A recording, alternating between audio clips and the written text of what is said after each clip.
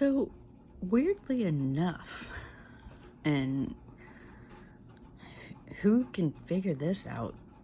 I don't actually mind being on camera anymore, and it's all Bryn's fault.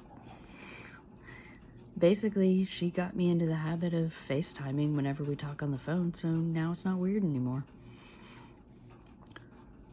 But it took a while. Not gonna lie. Almost answered a video call in the shower, like, not so good.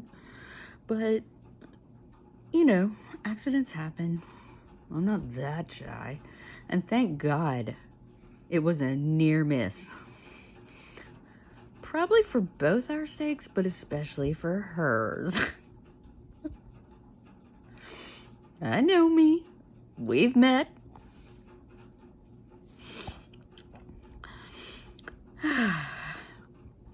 God, it's so great to have inside jokes with your friends. And I live in DC and Bryn lives in Portland, and we talk all the time because of the 3-hour time difference. And it's really interesting because I've been talking to people in Portland with a 3-hour time difference since 2001. It's crazy. And the one time I've been back to Portland I've been back to Portland twice. Once in 2001 and once in 2000 when I did Bryn's wedding. And here's the deal. Flying west, no big deal. Flying east, fuck that noise. Because, oh my God, I have never been so sick in terms of jet lag. Like, ugh. And so, I think I'm one of those people that could make it to like Hawaii or maybe even Japan before I got really jet lagged. However, if I was going the other way, 20 minutes, if you're lucky.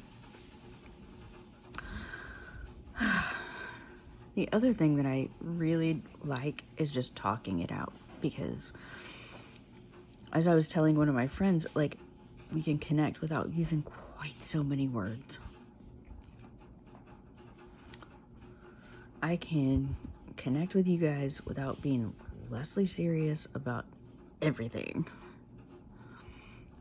And I wish I had more light stuff. I mean, I do. I really do. It's just that part of this website really is catharsis and getting all that out so I don't have to carry it around with me all day. Like, especially yesterday's entry. Oh my God. I haven't even thought of that since 9th and 10th grade. I absolutely know that there will be teachers from PVA reading that shit and thinking, oh my God, we missed a predator. And at the same time, my fucking guidance counselor, when I went to her and said, I'm getting bullied, she said, what did you do to provoke them? I think I was going to class while queer, idiot.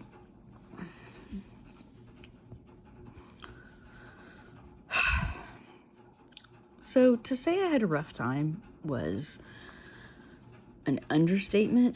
And if I could go back and do it again, I probably would have talked a lot more, but I would have had to have 45 years of experience at 15 years old to be able to do that. And I understand that. I absolutely do. I am unimpressed with parents who think that they aren't in the system because they aren't mean. I'm tired of anyone not taking the fucking note when I say that a microaggression is bothering me, or your behavior is bothering me, or you're hurting me, or you're hurting one of my friends. Not gonna happen. It will not go well for you. And on that note, if you are queer, adopt one. We got to take care of our own kids, okay? Nobody else is doing it. Get the fuck on it right now, especially the trans kids. Especially in Texas. And all those fucking Bible Belt states that get off on our pain. Because let me tell you something. The only time in my life that I will ever be eligible to get my tubes tied is if I marry Daniel. The only. Because nobody decided I had agency and nobody decided my wife had agency. It's only if I marry a man. Now, I am not saying that that's a goal here. I'm just saying everything is fucked up. Like, I had a 35-year-old man complaining about gold diggers in my living room yesterday. You're just packing up shit. So, of course, I went in the living room. You guys would be so proud. Because I was like, I love it when men who created that fucking system are complaining about it now. And he's like, I'm not a part of that system. And I was like, you're straight, white, and male. You might not have invented it, but you still benefit from it. Are you going to go up to a black person or a gay person and say, well, now that it's 2024, that... Is it 2024? God, I don't know. That this late in the game, we still have racism, we still have homophobia, we still have transphobia. It's all here. White people are still benefiting from the system. And if you're a woman or a minority or a person of color or queer, you're fucked in this country. Absolutely. Just... It's unbelievable. Racism is woven into the fabric of our country. So is misogyny. I was trying to explain to this guy, look, you are so young that you can't understand the problem because my mother couldn't get her own credit cards until like 3 or 4 years before I was born. And he got all offended. Oh, God.